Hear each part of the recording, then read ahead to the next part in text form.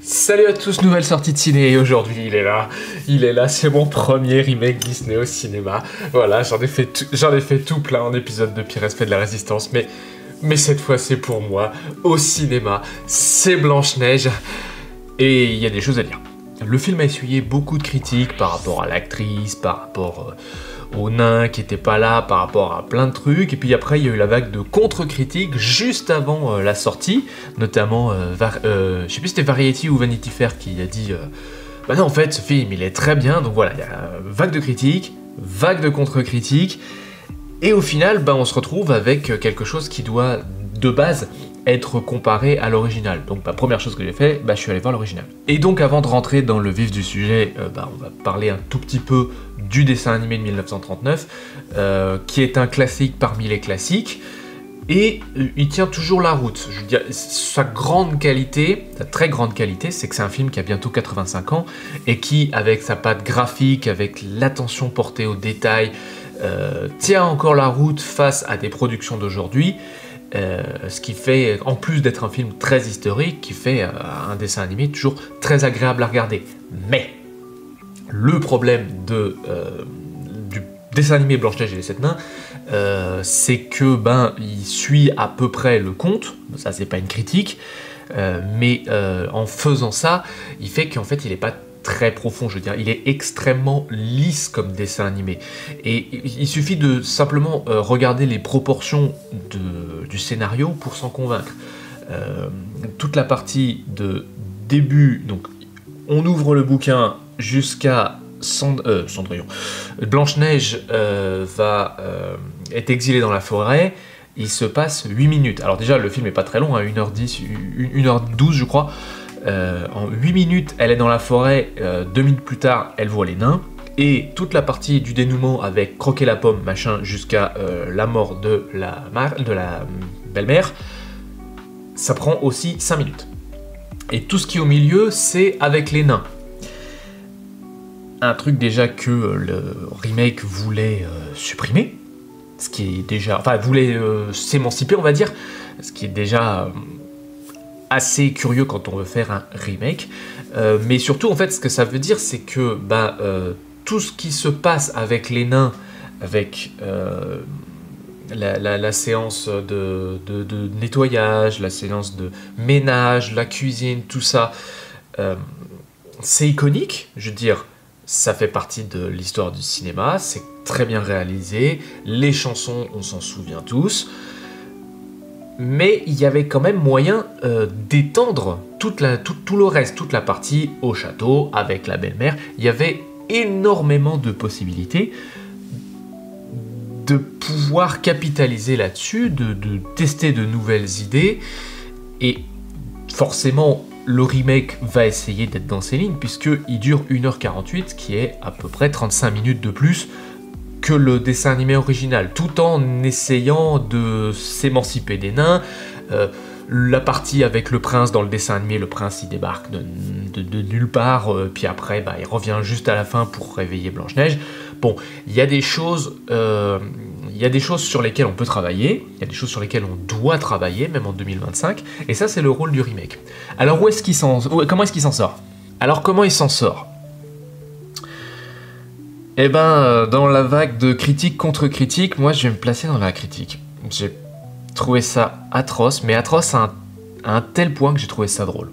Et je vais vous dire à quel moment, tout à l'heure, quand on en discutera, mais à un moment, j'ai éclaté de rire dans la salle. J'étais le seul, hein, je précise, les gens me prennent pour un fou, bon ça change rien. J'ai éclaté de rire, et après je pouvais plus prendre le film au sérieux. Mais c'est pas bon. Le scénario, vous le connaissez tous, on est dans un royaume enchanté où la reine est très méchante parce qu'elle est obsédée par sa beauté, et le jour où elle découvre par l'intermédiaire de son miroir magique que elle n'est plus la plus belle du royaume, elle essaie de faire tuer celle qui l'a dépassée, qui est sa belle-fille Blanche-Neige. Malheureusement, le chasseur peut pas se résoudre à la tuer, donc elle va fuir, rencontrer les 7 nains, et puis il va se passer des trucs. Bon, ça c'est les grandes lignes, maintenant on va passer aux petites lignes. Déjà, la plus grosse polémique, Blanche-Neige est décrite dans le conte et le dessin animé comme étant quelqu'un qui s'appelle Blanche-Neige parce qu'elle a la peau blanche comme la neige. Or, Rachel Zegler, elle n'est pas tout à fait blanche. Bon. Du coup, il allait falloir besoin d'une justification. Et effectivement, au bout de 90 secondes, le film s'emmerde pas la vie. Il va te la donner tout de suite, la justification. Elle s'appelle pas Blanche-Neige parce qu'elle a la peau blanche comme la neige. Elle s'appelle Blanche-Neige parce qu'elle est née un jour de blizzard. Et vous savez quoi ? Il n'y a aucun problème. Vraiment, aucun problème. Après, il y avait toute la tribu des anti-wokistes qui disaient « Oui, mais Blanche-Neige, elle est pas belle. » Franchement, bah déjà, moi, je critique pas parce que je suis un 4 sur 10 quand je suis bien habillé. Elle est très belle, Rachel Zegler. Elle est moins belle physiquement que Gal Gadot, mais c'est un peu le propos du film, que la beauté intérieure, c'est important. Un propos d'ailleurs qui est un petit peu moins bien amené dans le dessin animé de 1939, parce que le dessin des personnages fait que la reine est très belle, Blanche-Neige est très belle, et on parle pas explicitement de beauté intérieure dans le dessin animé. Comme dit, le dessin animé, il va très vite sur ces concepts. Il s'attarde 80% du dessin animé, ça se passe chez les nains. Donc, il prend pas le temps d'établir ces concepts. Alors, dans le remake, les termes beauté intérieure sont prononcés avec beaucoup trop peu de subtilité. Donc, il y avait peut-être un équilibre à trouver. Mais voilà, le sous-texte du film, c'est que la beauté intérieure, c'est important. Donc, le fait que Rachel Zegler, ce soit une 8 sur 10 et Gal Gadot une 10 sur 10, je dis ça, bien entendu, je caricature, hein, mais c'est le propos du film. C'était aussi un petit peu le propos dans Blanche-Neige et le Chasseur en 2012, où ils avaient Kristen Stewart d'un côté et Charlize Theron de l'autre. Charlize Theron qui est une des plus belles femmes du monde, que je veux dire. Évidemment, c'est ton propos, donc je sais même pas quel était le cœur des critiques là-dessus, même à l'époque où elles avaient été formées, puis elles avaient été formées assez vite quand le grand public a appris qu'il y aurait un remake de Blanche-Neige. Ceci dit, on est en 2025, et le simple fait de la reine méchante et c'est tout, c'est pas suffisant pour porter un film. Donc moi, ce que j'attendais, c'était vraiment cette ouverture sur l'univers, qu'est-ce qui se passe avec son royaume, comment réagissent les gens, parce que dans le royaume, qui est-ce qu'on voit à part Blanche-Neige et sa belle-mère? Bah, y a le prince qui arrive furtivement et qui a pratiquement pas de ligne de dialogue, et il y a le chasseur. Voilà, comme dit, c'est bien peu, donc il faut ouvrir les possibles. Ouvrir les possibles comment? Voir comment le peuple réagit à la politique de la belle-mère, comment le dénouement va faire que ça va changer, puisque à la fin du dessin animé, elle meurt. Ce n'est pas un spoiler. Et surtout, comment est-ce qu'on va mettre Blanche-Neige au centre du jeu? Parce que Blanche-Neige, elle est quand même absente du dénouement. Parce qu'elle a croqué la pomme. Et la remettre au centre du jeu comme étant l'héroïne, et effectivement, ça c'est pas vraiment un spoiler, parce que les trailers le montrent très bien, qu'elle va essayer de prendre sa place, de grappiller sa place dans le scénario pour devenir vraiment le moteur de ce scénario, et ben il faut changer des choses. Il faut changer énormément de choses. Pour ainsi dire, il faut casser des choses. Mais casser des choses, ça peut être intéressant. Et quand je dis casser, il y a déconstruire et reconstruire. Il y a des choses qui nécessitent d'être reconstruites. Par exemple, le rôle du prince. Le rôle du prince qui se limite dans le dessin animé à chanter, et du coup, Blanche-Neige est amoureuse, et puis à la fin, il l'embrasse, et puis c'est fini. Ça, c'est à refaire. Et c'est même quelque chose que Disney a déjà refait par le passé, avec Cendrillon, dans Cendrillon et dans Maléfique. Une autre chose qui aurait pu être déconstruite, c'est la relation entre Blanche-Neige et sa belle-mère. Parce que vouloir à tout prix être la plus belle, ça peut cacher plein de choses. Ça peut cacher de la peur, ça peut cacher de la vanité, ça peut cacher... voilà, il y a plein de choses que ça peut cacher, et ça peut...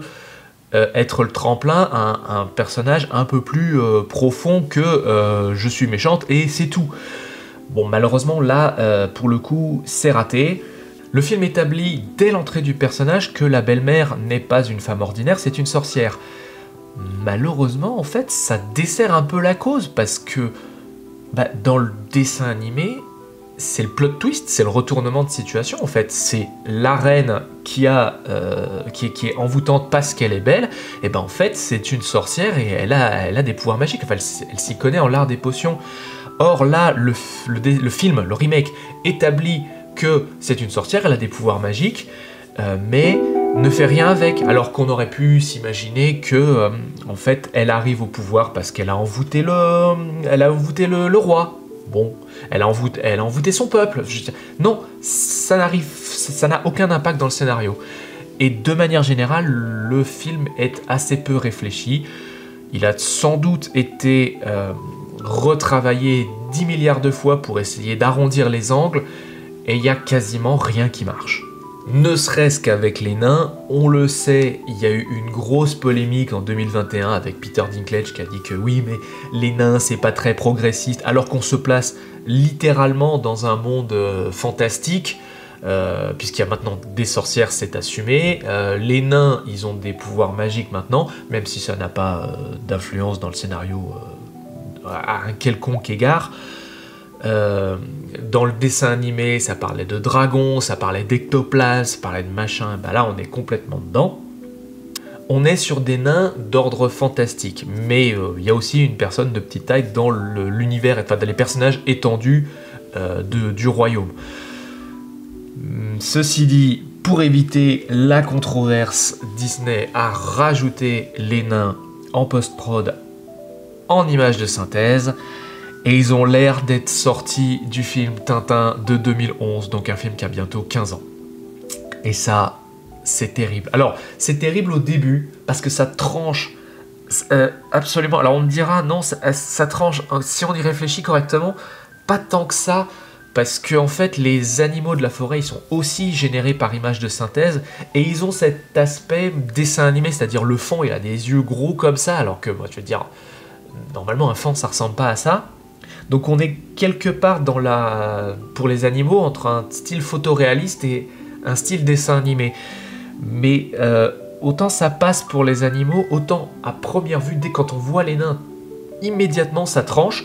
Et puis à la fin du film, moi personnellement je finissais par plus trop le remarquer. Donc je sais pas trop ce que j'en pense, ça m'a vraiment frappé au début, puis à la fin je le remarquais plus. Mais on sent que scénaristiquement, ils n'étaient pas prévus à la base, ils sont là pour le remplissage. Ils ont leur moment issu du dessin animé, ils ont la chanson, et on rentre du boulot, qui se combine avec les autres. La séquence avec le lavage de mains est supprimée, ce qui est dommage, parce que c'était une des séquences aussi un peu iconiques du dessin animé. Mais voilà, ils sont là, et puis ils aident pas trop, puis ça se culmine dans le dénouement où en fait le film prétend qu'ils sont là alors qu'ils servent à rien. Ils n'étaient pas prévus à la base, donc on essaie de les rajouter, et ça marche pas. Leur caractérisation, elle a pas trop changé, sauf un, et ça marche pas. Leur rôle est à peu près le même, sauf un, et ça passe plutôt bien. Et finalement, ce qui change, c'est le prince. Le prince, il a son rôle complètement changé, de manière à ce qu'il soit intégré de manière plus étalée dans le film avec Blanche-Neige. C'est un conte de fées, donc ils vont tomber amoureux, ça, il n'y a aucun problème. Mais c'est plus organique. Et c'est plutôt bien fait. Enfin, l'intention est bonne. L'intention est bonne, l'exécution est passable, et on arrive à l'endroit où, quand j'ai vu ça, j'ai éclaté de rire. Donc déjà, le prince et sa clique, parce qu'il est entouré d'une clique, rencontrent les nains.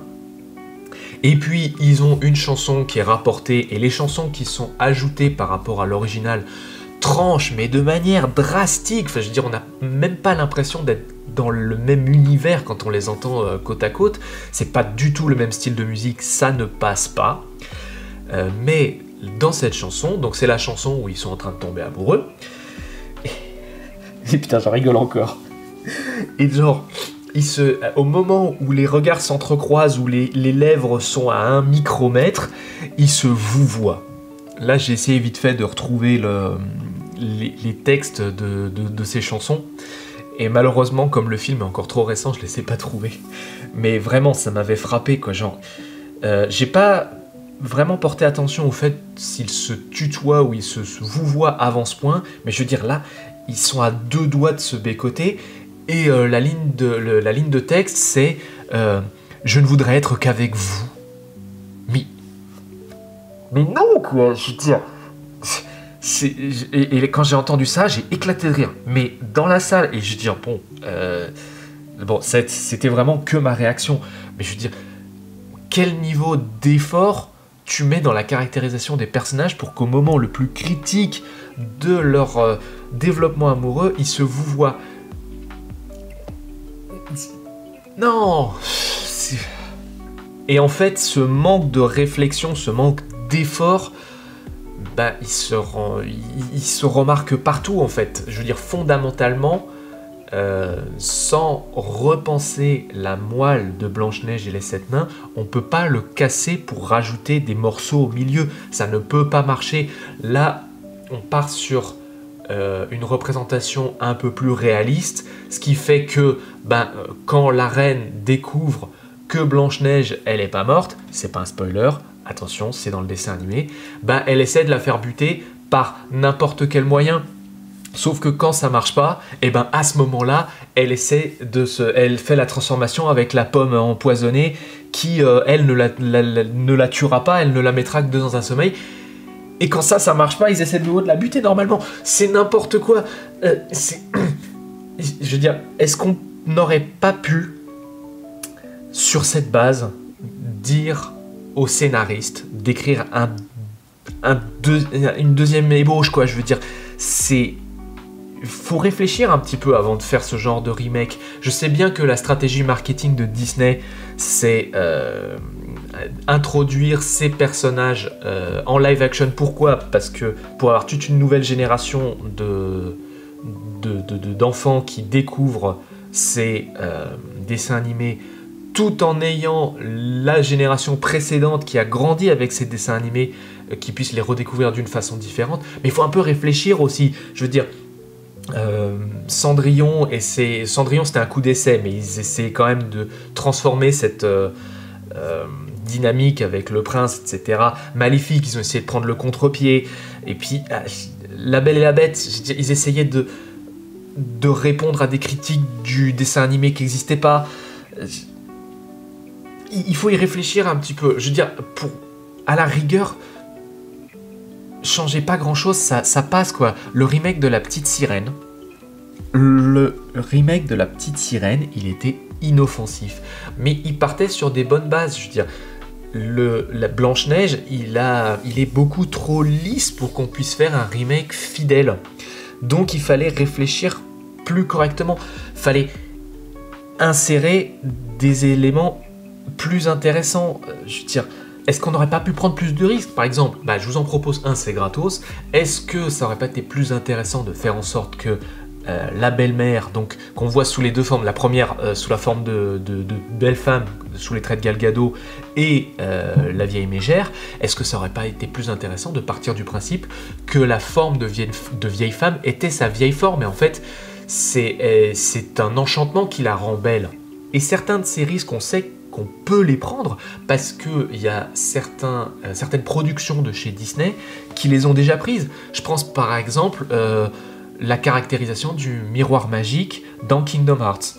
Il y avait des choses très intéressantes à faire avec. Vis-à-vis de sa relation avec la reine, il y avait moyen d'imbriquer les deux d'une manière qui est beaucoup plus intéressante que miroir magique au mur, dis-moi qui est la plus belle, et c'est tout. Et c'est comme ça dans le dessin animé. Dans le dessin animé, c'est très bien parce que le dessin animé, il a 85 ans et qui suit à peu près, il suit à peu près finalement le conte tout en lissant les éléments les un peu plus perturbateurs pour les enfants. Mais 85 ans plus tard, ça ne passe plus. Donc il fallait étoffer là-dessus. Et en fait, plus on les remarque, plus on est sorti du film, et moi, au moment où il y a eu cette ligne de dialogue « Je voudrais être qu'avec vous », où ils sont à deux doigts de se bécoter, mais ils se vouvoient encore, j'ai éclaté de rire. Après, je pouvais plus prendre le film au sérieux. Mais, je veux dire, ça m'a fait rire parce que c'est pas bon. La base, elle est solide, je veux dire, les visuels, à part les nains, et encore les nains, j'ai fini par m'y habituer, c'est solide, mais c'est pas remarquable. C'est aussi un des problèmes graphiques du film. Je veux dire, Blanche-Neige et les 7 nains, le dessin animé, en 1939, c'était une œuvre d'art. En 2025, graphiquement, il tient toujours la route. Le remake Blanche-Neige, qui d'ailleurs s'appelle juste Blanche-Neige, pas de mention des 7 nains, même s'ils sont là, en 2025, c'est un film. Il n'y a pas de patte artistique vraiment poussée, il n'y a pas de risque, c'est plan-plan. C'est solide, mais c'est plan-plan. Je veux dire, à part les nains qui ressemblent vraiment à Tintin dans le film de 2011, le reste de la direction artistique est solide. Le jeu des acteurs, alors, Rachel Zegler, ça passe bien. La doubleuse de Gal Gadot, ça passe bien. Parce que je sais que Gal Gadot en VO, elle joue pas très bien du tout. Alors après, Gal Gadot, elle a un peu les mimiques du visage très crispées, en particulier tout ce qui se passe au-dessus du nez. C'est assez crispé, mais pour le rôle de la reine, ça passait plutôt bien en fait. Donc c'est juste que son intonation qui est teintée de cet accent israélien en VO, a du mal à faire popper les émotions. Et ça, c'est quelque chose que la doubleuse, la comédienne de doublage, rattrape extrêmement bien. Donc finalement, le jeu d'acteur en français de Gal Gadot, j'ai trouvé passer super bien. Le reste des acteurs, ça passe sans plus. Le doublage des nains, ça passe bien. Donc il y a une base, c'est comme tous les films Disney, il y a une base technique solide. Mais on mérite mieux que ça, je veux dire, il n'y a pas de réflexion dans le scénario. C'est juste un produit Disney, et allez le consommer, allez le voir parce que c'est Disney, et c'est tout. Et non, on est en 2025, on doit plus se satisfaire de c'est Disney, c'est notre enfance, donc faut y aller. Et en définitive, Blanche-Neige, la version de 2025 est très mauvais. Mais il est pas mauvais parce qu'il est woke, de ce point de vue-là, il n'y a rien, il est mauvais parce qu'il est mal écrit. Et quand Disney dit oui, mais nous on est inclusif, regardez, il y a des Blanche-Neige, elle est latina, il y a des noirs dans le film, il y a des hommes de petite taille, je veux dire, on se retrouve dans la même catégorie que l'appel de Coluche, quoi. J'appelle les noirs, les arabes, les latinas, les nains, les gays, les machins, à pas s'identifier à ça, je veux dire, c'est... Qui aurait envie de s'identifier, de dire « Ah oui, on est bien représenté dans un film qui est écrit avec le cul comme ça ». Donc en définitive, Blanche-Neige 2025, j'ai trouvé que c'était un gros désastre qui m'a fait beaucoup rire, mais un désastre quand même. Je sais pas si cette nouvelle génération de consommateurs qui vont découvrir Disney avec ces films sera capable de le voir, sera capable de voir cette dissonance entre l'héritage du conte et ce qu'on peut ou doit en faire aujourd'hui, l'héritage du dessin animé avec sa patte mélodique des chansons, et ce qui en est fait, celles qui sont rajoutées aujourd'hui, je serais pas capable de vous dire si les enfants peuvent faire la différence, sont capables de se dire mais non, mais ça colle pas, les deux ça colle pas, mais ça colle pas, je veux dire, pour les adultes, ça marche pas. Alors après, comme d'habitude, hein, si ça vous convient, je suis très content pour vous, mais je veux dire, je pense sincèrement qu'on ne devrait pas se satisfaire de ça, ça ne suffit plus. Voilà, et du coup je vais m'arrêter là. Prochain rendez-vous Thunderbolts, que je vais peut-être aller voir finalement, accompagné d'un pote, surtout pour l'accompagner. Et puis bientôt, on y arrive assez vite, le film Natasha du Dupuyverse. Quiconque connaît ma chaîne sait que j'accorde une importance assez grande à tout ce qui est adaptation de bande dessinée de Dupuis. Et là justement je suis à fond dans les BD pour essayer de m'imprégner du personnage. parce que en préparation du film. Donc on se reverra très vite, mais en attendant, je vous souhaite une excellente journée et un excellent week-end si vous allez au cinéma. Allez, sur ce, bon après-midi.